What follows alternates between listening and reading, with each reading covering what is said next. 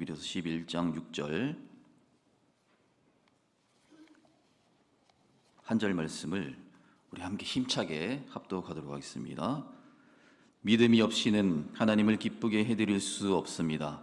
하나님께 나아가는 사람은 하나님이 계시다는 것과 하나님은 자기를 찾는 사람들에게 상을 주시는 분이시라는 것을 믿어야 합니다. 아멘. 이 시간에 나는 무엇을 믿는가 첫 번째 시간으로 살아계신 하나님을 믿습니다라는 제목으로 담임 목사님 말씀 전하실 때 큰 은혜의 시간 되시기를 축복합니다.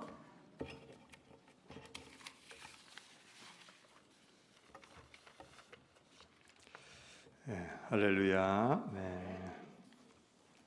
광고에 보면 우리 문주영 집사님 오늘 기도하신 집사님의 아들이 환웅이가 세종시에서 결혼식을 합니다.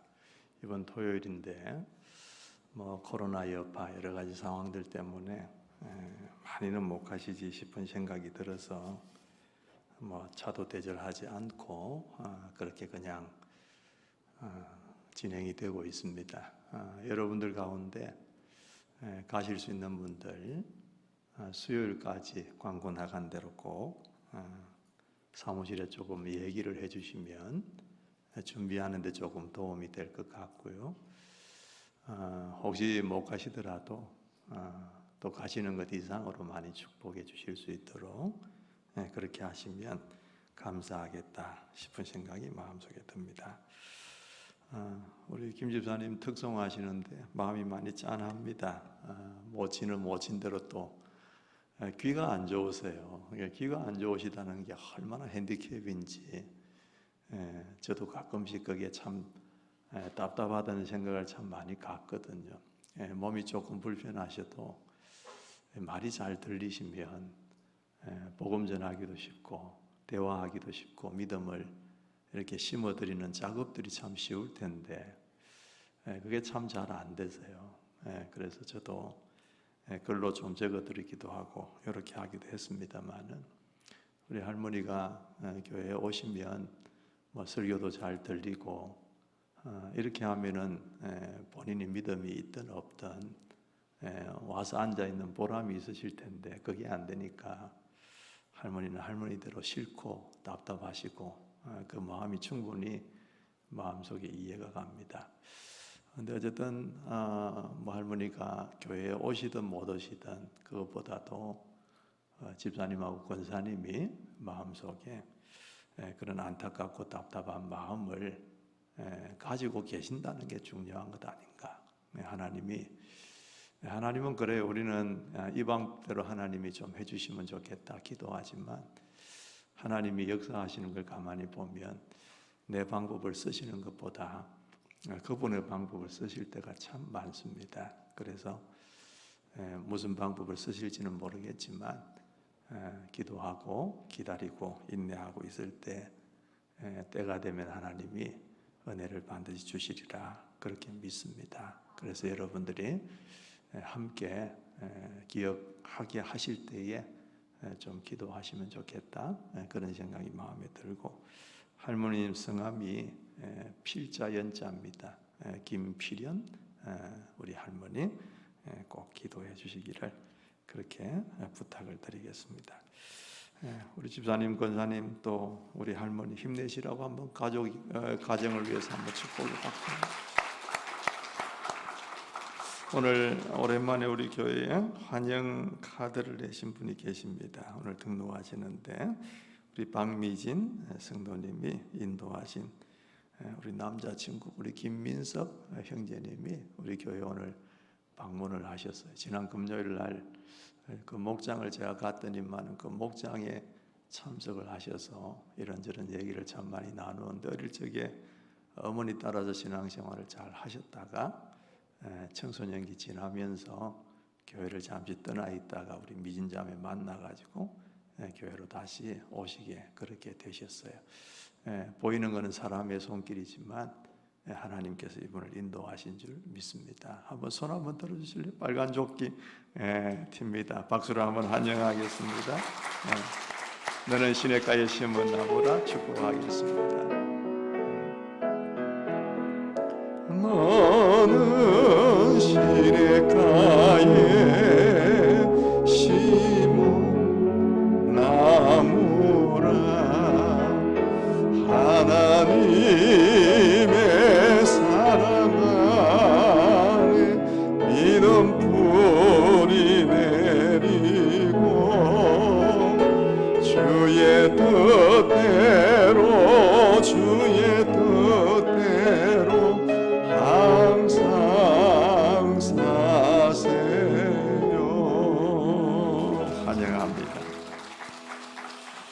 하나님 고맙고 감사합니다.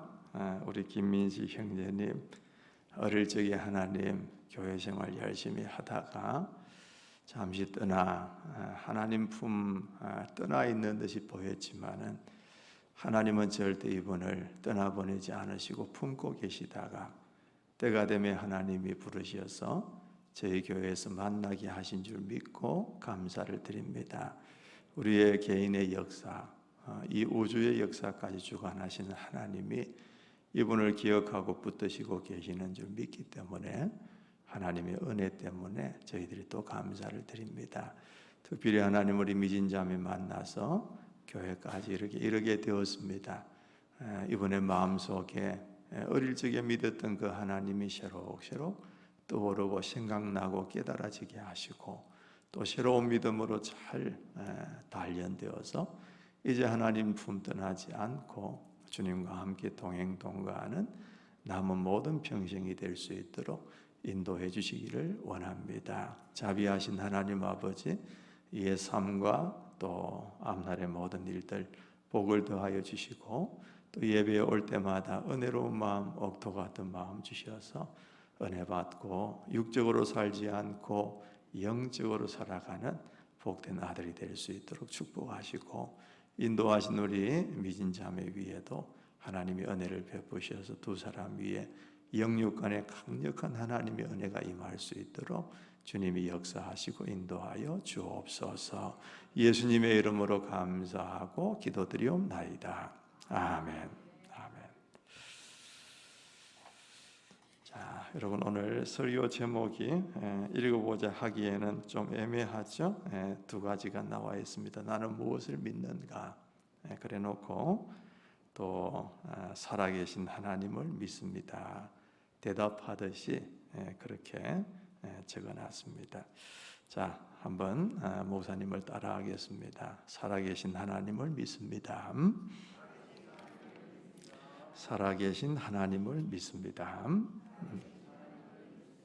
아멘이 되십니까, 여러분?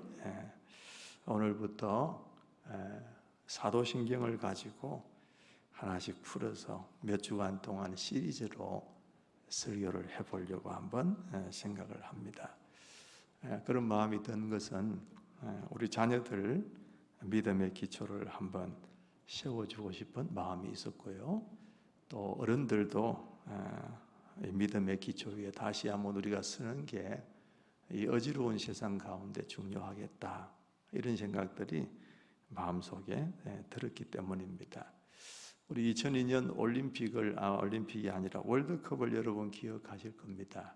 그때 히딩크 감독이 한국을 4강으로 이끌었던, 여러분 잘 아시겠지만 그 이야기를, 이 히딩크가 한국에 왔을 때 한국의 많은 축구 팬들이나 축구계의 사람들이 다 그렇게 기대를 했대요. 유럽의 축구를 잘 접목시켜서 기술이 발달되게 만들고 공 잘 차게 만드는 이런 걸 많이 기대했는데, 히딩크 감독이 와서 정작 그런 기술적인 것을 접목시키는 것보다도 한국 선수들의 체력이 중요하다, 기본이 중요하다, 그렇게 해서 체력을 굉장히 강화시켰던 그런 일화를 듣게 된 적이 있습니다. 여러분 오늘날 이 시대에 말씀은 홍수처럼 흐르는 시대고 또 몰라서 신앙생활 못하는 경우는 없는 그런 시대인 것 같아요. 이런 시대에 정말 우리의 삶에 필요한 게 뭘까?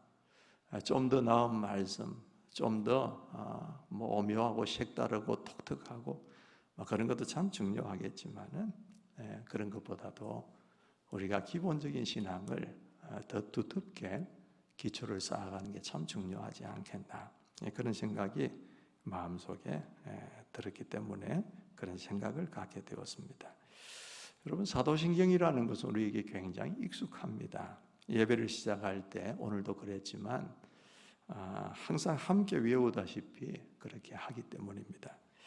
오히려 너무 익숙해서 뜻과 의미도 조금 간과한 채 오히려 습관적으로 지나가는 경우도 많은 것 같습니다.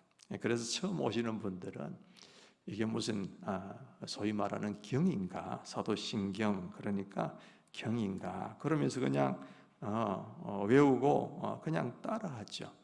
절간에 가면은 제가 들은 풍을로는 무슨 천수경이 있고 화엄경이 있고 이런 경처럼 그냥 목탁 두드리면서 외우는 경처럼 교회에서도 이런 경이 있나 보다, 이런 생각들을 가질 것도 같습니다. 그런데 여러분, 이 사도신경은 참 중요합니다.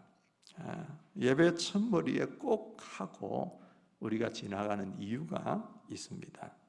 사도신경은 우리가 무엇을 믿고 있는가를 고백하는 나의 신앙 고백이거든요. 이 고백이 안 되면 제대로 예배가 될 수가 없습니다. 제가 자주 주객이 전도되었다는 것을 얘기할 때 쓰는 말이지만은, 여러분, 초상집에 가서 실컷 들고 나서 누가 죽었는데 라고 말하는 그런 일이 있어서는 안 되지 않겠냐, 그 말입니다.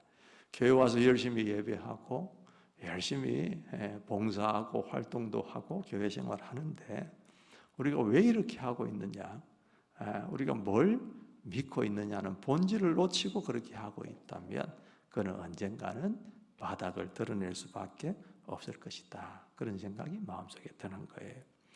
여러분, 사도신경이라는 것의 유래는 그렇습니다. 신경이라는 말은 크리드라는 말인데, 이 말은 다른 말로 하면 조금 어렵지만 신조라는 말로 또 이렇게 바꿀 수 있습니다. 그런데 이게 어려운 말이 아니고 이걸 쉽게 풀이하면 뭐냐 하면은 우리가 믿는 내용, 내가 뭘 믿고 있느냐라는 걸 고스란히 담아 놓은 것이 사도신경이다, 그렇게 보시면 될 것 같아요.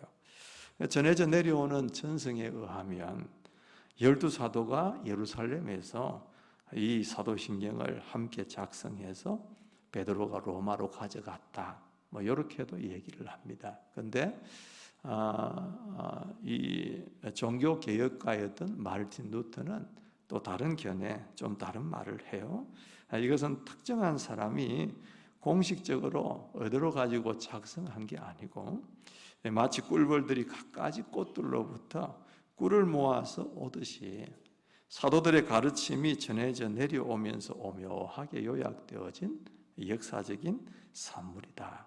그러니까 자연스럽게 이 사도들의 가르침을 따라서 신앙생활을 하던 사람들이 그 사람들의 믿음을 함께 모아놓은 듯한 그런 신앙의 요약판이 바로 이 사도신경이다, 그렇게도 얘기를 합니다.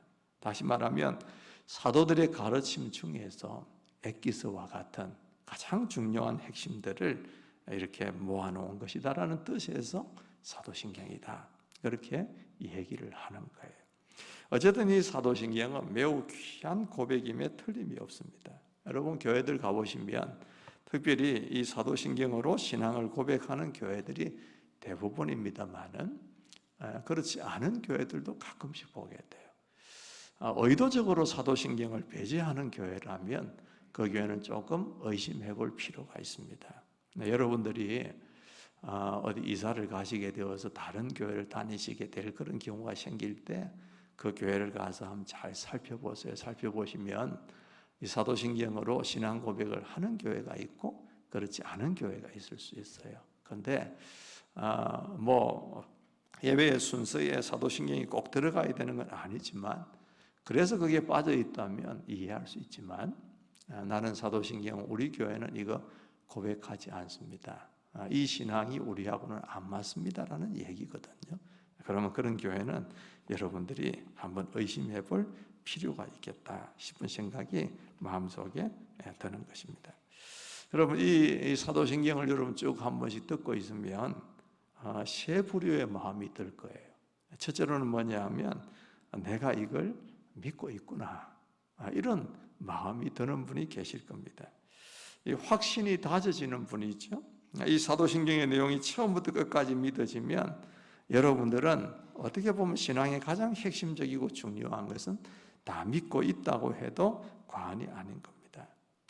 두 번째 어떤 마음이 들 수 있느냐 하면은 내가 이걸 믿어야 하는구나, 이런 마음이 들 수 있어요.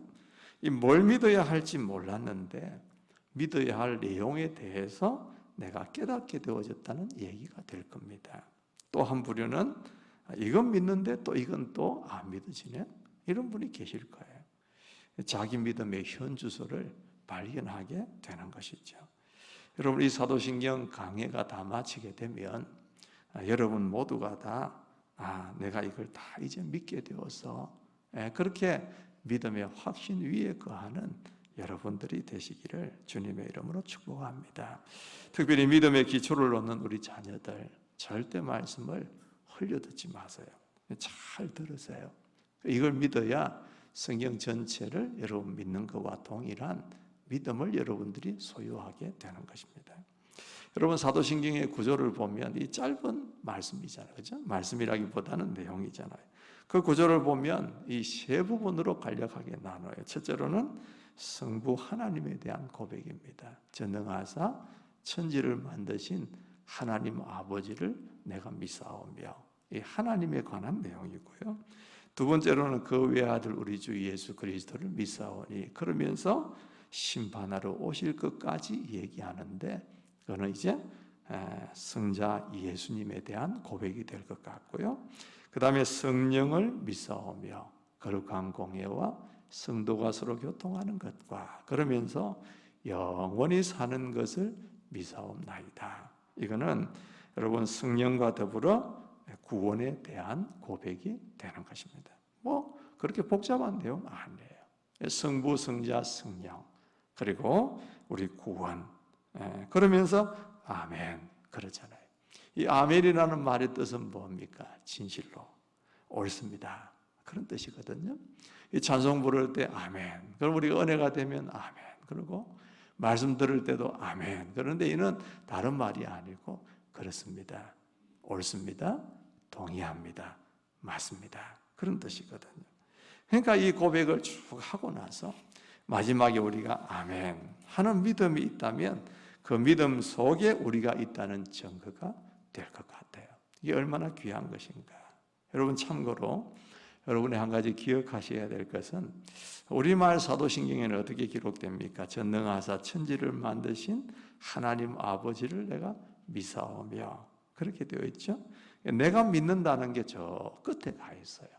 그 다음 문장도 뭐 그 외아들 우리 주 예수 그리스도 쭉 나가면서 뒤에 믿사오며, 이렇게 되죠. 그러니까 내용이 먼저 나오고 뒤에 믿는다는 말이 나와요. 그런데 원문상으로 보면은, 물론 어법상 그런 면도 있겠지만은 내가 믿는다는 게 앞에 나와 있어요. 영어 사도신경에도 보면은 I believe in God 하면서 내가 믿는다는 말이 앞에 나와 있거든요. 그러니까 그대로 번역하면 이렇게 되는 거예요. 나는 믿습니다. 전능하사 천지를 만드신 하나님 아버지를, 이렇게 이제 번역이 되는 게 순서상으로는 맞는 것 같다. 자연스러운 것은 우리가 지금 외우고 있는, 알고 있는 사도신경이 맞겠지만은 이렇게 되는 거예요. 그리고 앞에는 내가 믿습니다라는 게 고백되어 있고, 뒤에는 내가 믿는 사실이 기록되어 있어요. 전능하사 천지를 만드신 하나님 아버지를, 이라는 이 사실을 내가 믿습니다. 이런 고백이 있단 말이에요. 뭘 알 수 있습니까, 여러분? 믿음이라는 것은 허황된 것을 믿는 게 아니에요. 사실을 믿는 것입니다. 여러분, 요즘 흔히 하는 말로 팩트라는 말을 많이 쓰잖아요. 뭐 그 어려운 말 아니거든요. 사실이 어떻게 되는 것이냐, 소문이 어떻고 네 생각이 어떻고 이런 걸 다 떠나서 팩트가 뭐냐, 사실이 뭐냐, 그 말이거든요. 여러분, 이 믿음은 우리가 뭐 허황되고 뭐 못 믿을 걸 믿는 거, 그런 게 아니라 사실을 믿는 거예요. 사실이 없는 믿음은, 사실이 아닌 믿음이라는 것은 신화나 전설에 불과한 거예요. 그리고 아무리 뒤집어서 얘기하면 사실이라고 해도 내가 그것을 믿지 못하면 아무 소용이 없는 거죠. 내가 믿는 것이 사실이라는 것을 믿는 게 중요한 거고, 또 내가 그 믿음을 갖지 않으면 소용이 없는 거예요. 그래서 여러분 마음속에 그 무엇보다도 중요한 것은 이 믿음들이, 이 사실들이 믿어지는 믿음이 있는 것이 중요하다는 거, 꼭 기억하셔야 됩니다. 그리고 이 신앙이라는 것은 철저히 개인적인 거예요. 나의 고백이 중요한 거예요. 옆에 있는 엄마가 중요하고 뭐 언니가 중요하고 이게 아니라 내 고백이 중요하다라는 걸 기억하셔야 합니다. 그래서 그런 얘기가 있어요. 어느 부부가 있었는데 주일날 아내가 남편에게 교회 가자고 항상 조릅니다. 여보 나하고 같이 교회 가자. 그러니까 남편이 그래요. 그냥 내 안 가도 돼. 당신이 우리 집 대표로 가잖아. 그냥 대표로 갔다 와. 그러면서 매주일마다 실랑이를 벌이는 거예요. 이렇게 매번 번질거리다가 세상이 흐르고 올라서 결국 이 남편이 교회를 안 가고 예수 안 믿고 이 부부가 세상을 떠났습니다. 천국문에 이르렀는데 천사장이 검문을 하죠. 신원 확인을 마치더니 그렇게 말합니다. 뭐라고 얘기했을까요? 대표로 부인만 들어가세요. 그렇게 얘기를 하더라는 거예요. 믿음과 신앙은 여러분 개인적인 겁니다. 하나님의 말씀 여러분 자신이 믿으시고 구원의 은혜를 입게 되어지는 여러분이 되셔야 될 줄 믿습니다. 오늘 우리 첫 시간으로 우리 제일 처음 나오는 문장 우리 한번 사도신경 외운다고 생각하고 한번 해볼까요? 전능하사 시작. 전능하사 천지를 만드신 하나님 아버지를 내가 믿사오며 그랬단 말이에요. 첫 번째 믿음의 내용은 뭐냐? 여러분 방금 우리가 고백한 이 내용 중에 제일 중요한 단어가 뭘까요? 전능하사 천지를 만드신 하나님 아버지를 내가 믿사오며 그 중에 제일 중요한 단어가 있다면 뭘까요, 여러분? 여러분 생각에는 뭔 것 같아요? 창조, 또 아버지, 또 다른 건 다 사라지더라도 이 단어는 있어야 말이 되는 게 있어요. 뭘까요? 뭘 저만 쳐다보고 있어요? 대답을 하세요. 뭘까요, 여러분? 전능하사 그걸까요? 천지를 만드신 아니면 하나님 아니면 아버지 내가 믿사오며 무슨 말이 제일 중요한 단어일까요? 가장 핵심 키워드는 하나님이에요. 하나님이 없으면 말이 안 되잖아요. 전능하사 천지를 만들면 뭐예요? 누가 만드는지 모르는데. 아버지 하면 뭐가 생각나요? 육신의 아버지? 내가 믿는데 뭘 믿어요? 이 핵심은 하나님이세요. 하나님이라는 게 빠지면 이게 말이 안 돼요. 이게 중요한 것을 시사합니다. 우리 신앙에서 가장 중요한 핵심은 뭐냐? 하나님이세요. 하나님이 계신다는 것을 믿는다는 거, 하나님이 살아계신다는 것을 믿는다는 거, 이거 빠지게 되어지면 여러분 어떤 것도 성립되는 게 없어요. 그래서 우리 신앙의 가장 출발점은 뭐냐? 가장 중요한 것은 뭐냐? 가장 중요한 믿음의 시작과 믿음의 근본이라는 것은 뭐냐? 하나님이세요. 하나님. 한번 따라 하십시다. 하나님. 다시 한번 더. 살아계신 하나님.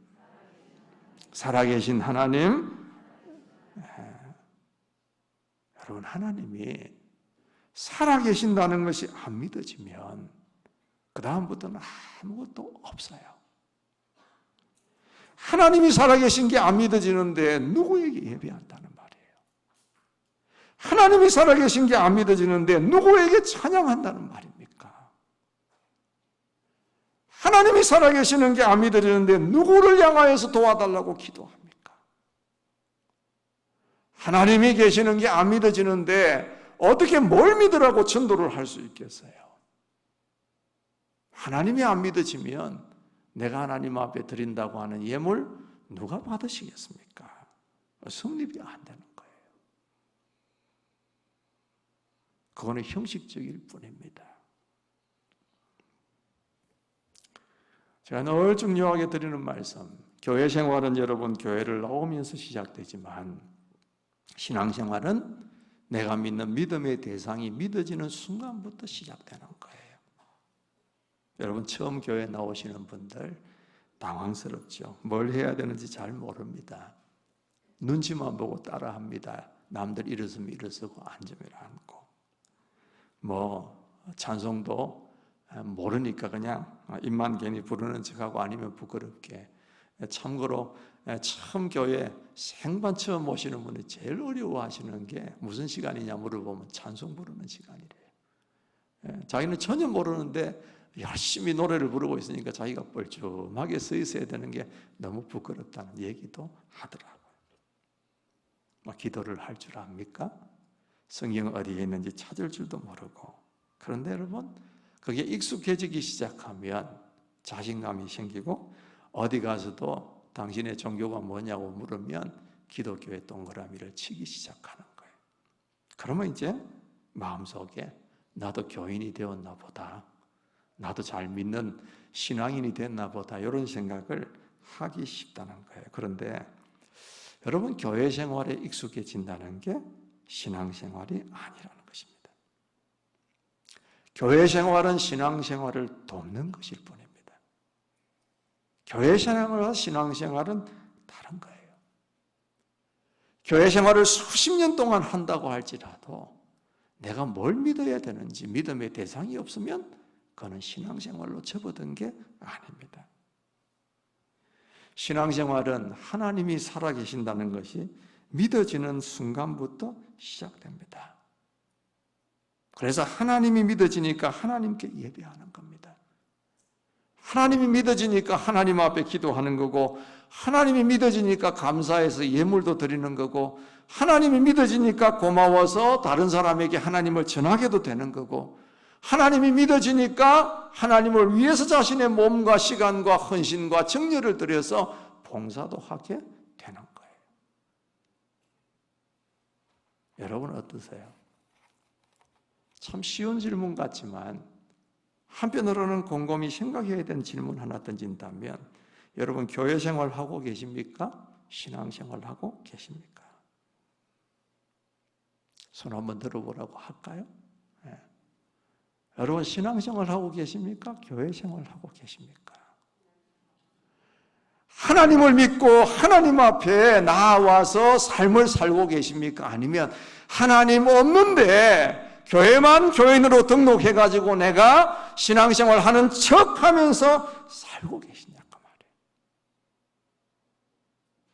우리 다음 세대 자녀들 여기 많이 앉아 계세요. 예쁘게 잘 자랍니다. 유치부부터 유치부 예배 가고 유초등부 예배 가고 잘 자라다가 한 청소년 시기쯤 되면은 그 발랄함이 어디로 갔는지 다 증발해버리고 없어요. 시무룩하고 세상의 고통과 고난은 자기가 다 지고 가는 십자가 예수님처럼 그렇게 교회 오는 친구들이 많이 있습니다. 부모들의 손에 잡혀서 어쩔 수 없이 앉아있는 경우들도 있을 수가 있죠. 그러다가 여러분 청년 때가 되면, 대학교를 가게 되면 안 보이는 친구들이 참 많습니다. 여러분 왜 그럴까요? 왜 그럴까요?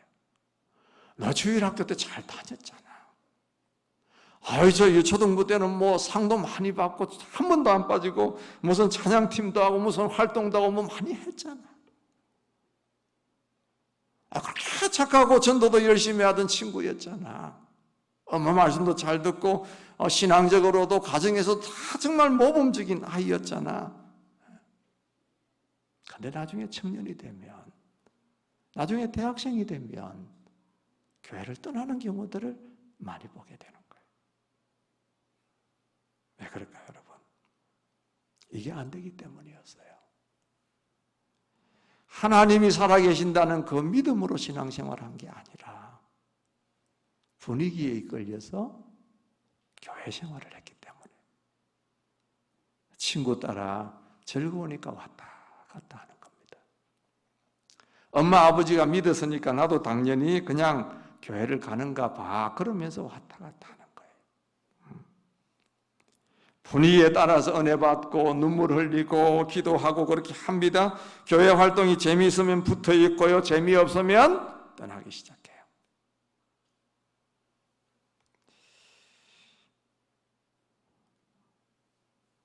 그건 하나님과 상관없는 교회 생활이에요. 목사님이 너무 극단적으로 얘기하는지 모르겠고 절대 여러분의 신앙을 폄하하려고 하는 게 아니에요. 이게 중요하다는 것을 얘기하는 거예요.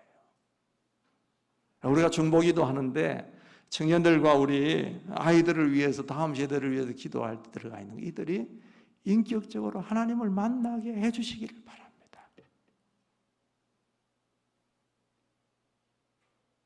지난주 우리 생명의 삶 공부할 때도 우리 아이들한테는 너희들이 절대로 어리지를 않아. 지금 하나님을 만나고 지금 하나님을 믿고 지금부터 하나님이 너희들에게 원하는 뜻을 따라서 인생을 살아갈 때 하나님이 너희를 형통케 하시고 복을 주셔서 인생이 되는 거야.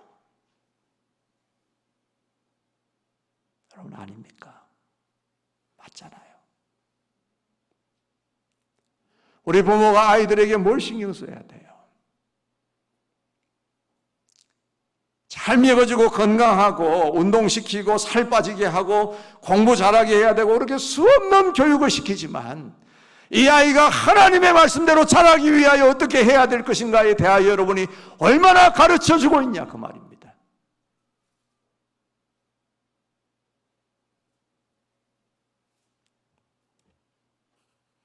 정말 경망스러운 예지만 하나님을 믿는다는 게 껌 씹는 것 같아요. 단물 쫙 빨아들이면서 먹을 때는 열심히 씹다가 단물 다 빠지면 책상다리 밑에 붙여놓는 하나님. 너무 심한 말인지 모르지만 여러분 이 기초가 안 되면 여러분의 장래의 믿음은 보장할 수가 없습니다. 공부한답시고 예배 드릴 시간이 없다고요? 자기들 하고 싶은 건 다 하잖아요.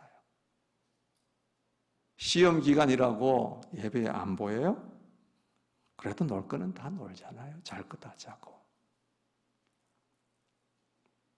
정말 미안하지만 극단적으로 한번 얘기해 봅시다.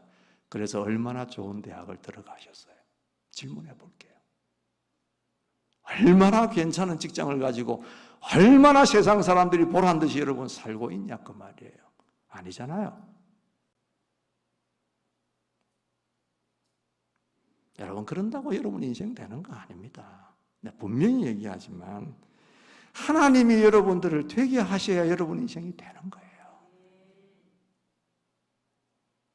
나무만 여러분 꽂아 놓는다고 그 나무가 거목이 됩니까?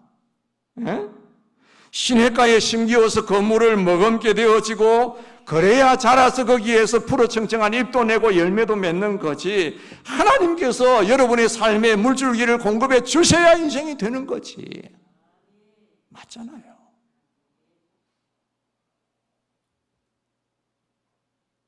어른들 생각해 보세요. 여러분의 인생은 정말 잘 됐습니까?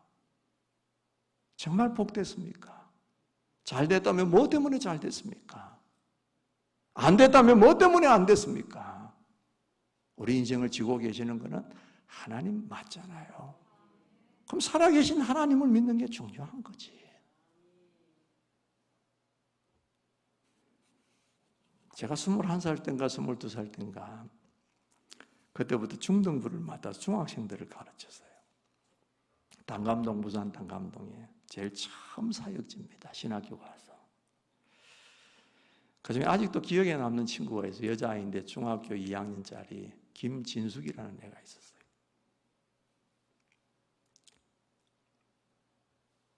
걔는 학교에 딱 가면 30분 먼저 학교에 간대요. 왜 그래? 그러니까 30분 먼저 가서 성경을 읽고 수업에 들어갑니다. 그렇게 얘기를 했어요. 여러분이 하나님 같으면 그 아이에게 복 주시겠어요? 안 주시겠어요? 주시지. 당연히 주시지. 예. 제가 사직동교회에서 24살에 전도사가 되어가지고 아이들을 가르치는데 그때는 아이들 중학생들만 한 200명이 됐어요. 200명. 그 중등부만 아이들 데리고 주일 새벽 기도를 했어요. 주일 새벽 기도. 6시에 중학생들만 모아놓고 새벽 기도를 했습니다. 그 중학생들을 데리고 토요일마다 미어즈 성경 핸드북이라는 그걸 가지고 성경 공부를 2시간씩 가르쳤어요. 외우기도 하고 공부도 시키고. 그러니까 그 학년들 가운데 우리 교회 지금 파송하고 있는 정남철 선교사, 최갈렙 선교사 다 그때 나타났던 인물들이에요. 가르쳤던 애들 다 선교사로 가 있잖아요. 재작년인가 오예배 때 여러분 기억하실지 모르겠지만 그때 중동부에 있었던 그 애들이 같이 우르르 와가지고 놀러를 왔더라고요. 같이 저녁을 먹는데 너는 요즘 어떻게 지내냐, 뭐 하냐 이렇게 쭉 물어보니까 하나도 실패한 애들이 없어요. 다 괜찮게 세상적으로도 그렇고 다 직업적으로도 그렇고 다 괜찮게 되어 있더라고요. 뭘 얘기하려고 하는지 여러분 아시겠어요? 하나님이 여러분 인생을 되게 하셔야 여러분 인생이 되는 거지. 내가 되려고 발버둥 친다고 되는 거 아니에요.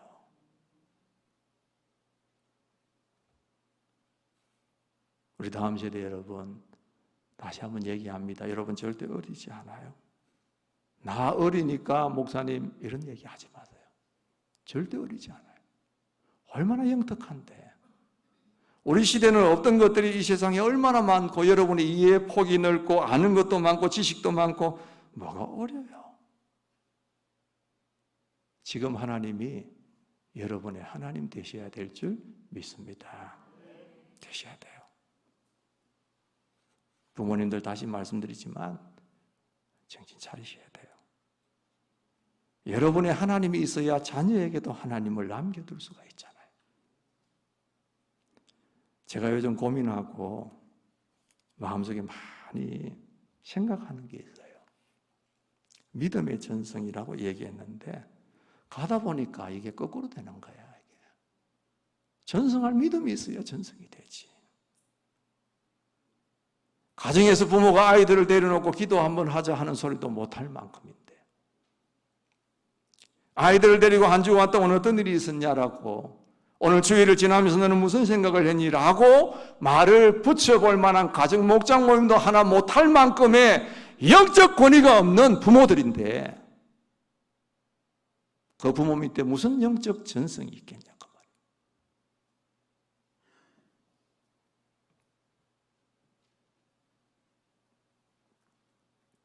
오늘날 여러분 하나님과 관련 없이 교회에 붙어 있는 교회 생활하는 사람들이 얼마나 많은가.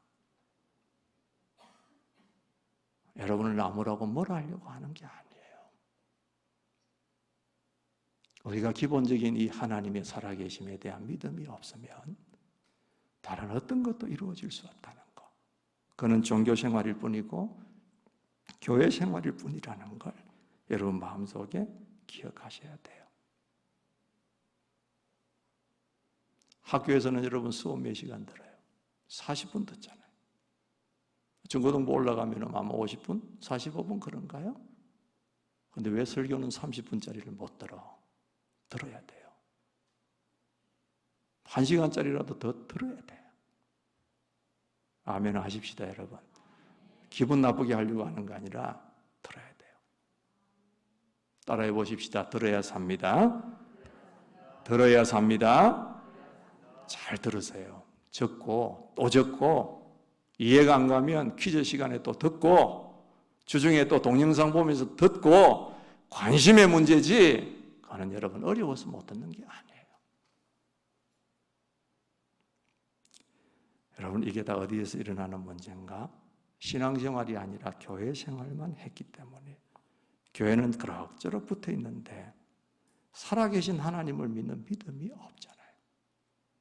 오늘 본문 말씀 한 번만 더 읽어보겠습니다. 히브리서 11장 6절 말씀 믿음이 없이는 시작 믿음이 없이는 하나님을 기쁘게 해드릴 수 없습니다.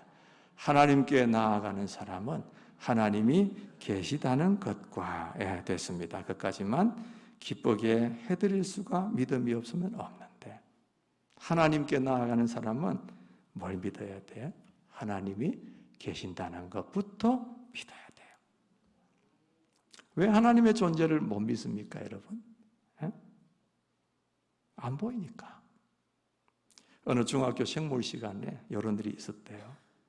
선생님이 진화론을 가르치면서 원숭이가 사람의 조상이다 그런 얘기를 하니까 한 학생이 아니 선생님 조상이 원숭이라는 말입니까?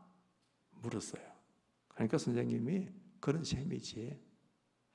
그러면 선생님은 원숭이의 몇 대 손입니까? 그렇게 물었어요. 그러니까 선생님이 눈치를 채고 너희 놈 교회 다니지? 수업 마치고 난 다음에 교무실로 잠시 왔다가 그랬대. 교무실로 간 학생에게 선생님이 막 야단을 치시는 거예요. 너 하나님 믿는다고 큰 소리 치는데 하나님을 보여줘봐. 응? 그러면 나도 하나님을 믿을 테니 그렇게 얘기를 했대. 그러니까 얘가 하는 말이 아니 선생님 지금 정신이 있습니까? 없습니까? 그러니까 선생님이 내가 정신이 있지 왜 정신이 없어? 똑바로 내가 정신 차리고 있지. 그럼 선생님 그 정신을 한번 보여줘 보세요. 그럼 저도 하나님을 보여드릴 테니까 그랬대. 선생님 무슨 재주로 정신을 보여주겠습니까? 선생님이 한 펀치 먹은 거죠. 여러분 눈에 안 보인다고 안 믿는다. 눈에 보여도 존재하는 게 얼마나 많은데 그런 무식한 소리를 합니까? 마음도 눈에 안 보이고 공기도 눈에 안 보이고 전기도 전파도 눈에 아무것도 안 보입니다.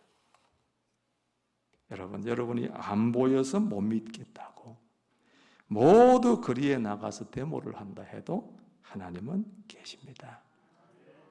여러분이 못 믿겠다고 해도 하나님은 자신의 존재에 관하여서 설명하거나 논증하지 않습니다.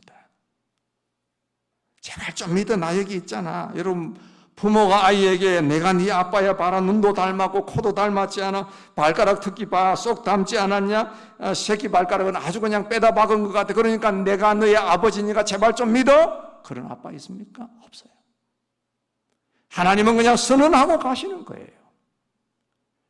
태초에 하나님이 천지를 창조하셨다 그러면 끝나는 거예요. 그냥 나는 스스로 있는 자다라고 말씀하시면 끝나는 거예요. 하나님이 복잡하게 이러쿵저러쿵 얘기하면서 하나님 있다 없다 논증하려고 하시는 분 아니에요. 여러분 안 믿어도 하나님은 절대 손해보는 분이 아니에요. 우리 모두가 다 피켓 들고 하나님 안 계신다고 거리로 나가서 막 청와대 앞까지 거리 행진하면서 데모한다고 해도 하나님은 계신 분이세요. 여러분들은 하나님이 계신다는 것을 믿으십니까? 믿으시기를 축복합니다. 이거 안 되면 여러분 신앙생활 시작하기 힘들어요. 내가 이 하나님의 살아계심을 믿느냐 안 믿느냐 뭘 보면 알겠습니까? 세 가지 간단하게 제가 생각해봐. 첫째로는 하나님을 믿는 사람은 하나님을 의식하게 되어 있어요. 의식하게 되어. 하나님이 지금 나를 보고 계시지? 살아 계시지? 뭔가 잘못을 하려고 그러더라도 하나님이 계시니까 안 돼. 이게 의식이 되기 시작해요. 둘째로는 하나님께 관심을 갖게 돼요. 하나님 뭘 좋아하실까? 하나님 어떻게 하면 내가 하나님이 기뻐하실까? 이런 생각들 관심이 있게 되어져요. 또 한 가지는 뭐냐? 하나님과 교제하기 시작해요. 말씀으로 교제하고 기도로 대화하면서 교제하고 생각으로 하나님과 교제하기 시작해요. 이 세 가지 의식이 되어지고 관심이 있어지고 하나님과 교제가 되고 있는 분들은 하나님이 믿어지고 있다는 것입니다. 다음 시간에는 우리가 믿는 그 하나님이 얼마나 위대한 분이신지 믿을 만한 가치가 얼마나 충분한 분이신가를 얘기해 드릴 겁니다. 오늘 여러분 이 한 가지만 꼭 기억하시고 믿으시기 바랍니다. 따라 하십시다. 하나님은 살아계십니다. 아멘. 1분만 시간 드릴 테니까 오늘 말씀 들으신 걸 가지고 한 가지라도 깨달으신 거 마음속에 결정하신 거 혹시 있으시면 한번 여러분 주보에다가 한번 적어보시는 시간 갖도록 하겠습니다.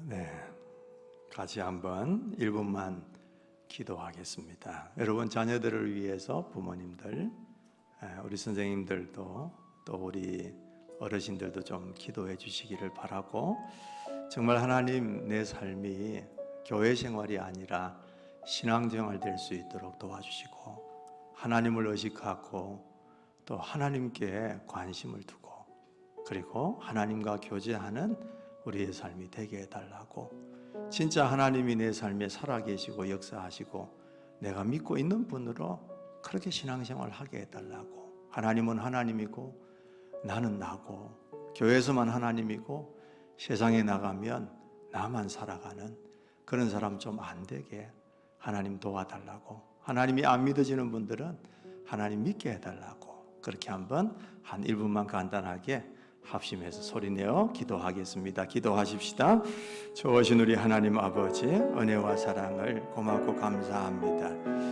오늘 하나님 우리가 사도신경 이 말씀 처음부터 한번 살펴보면서 우리의 믿음의 현주소가 어딘지, 우리의 고백은 어디까지가 진짜 고백인지 한번 살펴보기를 원합니다. 하나님이 살아계신다는 것 우리가 믿지 않으면 예배도 안 되고 기도도 안 되고, 하나님 어떤 종교적인 행위도 신앙적인 그리고 교회 생활도 제대로 성립되지 못한다는 것 하나님 우리에게 말씀해 주셨습니다.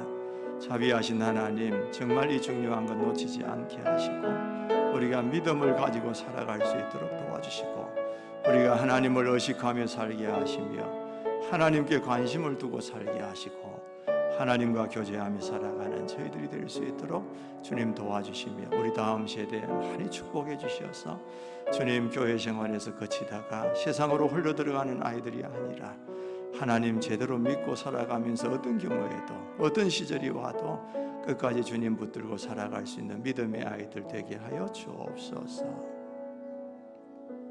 하나님 고맙고 감사합니다. 오늘도 예배에 와서 또 야단 맞는 것 같지만 하나님 말씀 듣고 참 이게 또 중요하구나라는 걸 다시 한번 마음에 새길 수 있는 은혜를 주셔서 감사합니다. 살아계신 하나님, 그 살아계시다는 것 우리에게 언제나 보여주셔서 우리가 하나님 없이 살아가는 무법자가 되지 않고 하나님과 함께 살아가는 믿음의 동행자가 되게 하여 주옵소서. 하나님 믿지 않고 신앙생활하지 않고 교회생활하는 자가 아니라 하나님을 믿고 신앙생활하는 자가 되게 하여 주옵소서. 우리 자녀들도 하나님 믿음으로 잘 자라서 정말 평생에 어떤 위기, 어떤 어려움, 어떤 시절들이 와도, 어떤 유혹들이 와도 요셉처럼 애굽에 잡혀가 있는 신세고 노예일 신세일지라도, 다니엘처럼 바벨론에 잡혀가 있는 포로 신세일지라도 하나님의 그 대한 믿음, 그 정체성 절대 잊지 않고 살았던 것처럼 우리 자녀들도 그렇게 살아갈 수 있는 믿음의 아이들로 자라갈 수 있도록 하나님이 축복하시고 인도하여 주시옵소서. 하나님 이 한 주간 동안도 우리에게 은혜로운 삶, 평안한 삶 허락해 주시기를 바라고, 하나님을 믿고 기도하고 은혜로 구하는 모든 것들 주님께서 응답하여 주셔서 감사의 제목으로 바뀌게 은총을 입혀주시기를 원합니다. 몸이 아프고 마음이 아프고 코로나 때문에 힘들고 또 상심하고 낙심되고 주저앉아 있는 성도들이 있다면 그들의 모든 형편에 따라 주님이 위로하시고 은혜를 베풀어 주셔서 은혜 가운데 성령 충만해서 다시 한번 일어서는 회복이 있도록 역사하여 주시옵소서. 하나님, 우리 가운데 예배의 회복이 있고 공동체의 회복이 있고 사명의 회복이 일어날 수 있도록 도와주셔서 이제 곧 하나님, 우리가 회복과 전진이 이루어지는 기도의 역사가 일어날 수 있도록 주님이 축복해 주시옵소서. 오늘도 드린 모든 예물들을 하나님 받으시고 흠양하시기를 간절히 바라고 예수님의 이름으로 감사하고 축복하며 기도드리옵나이다. 아멘.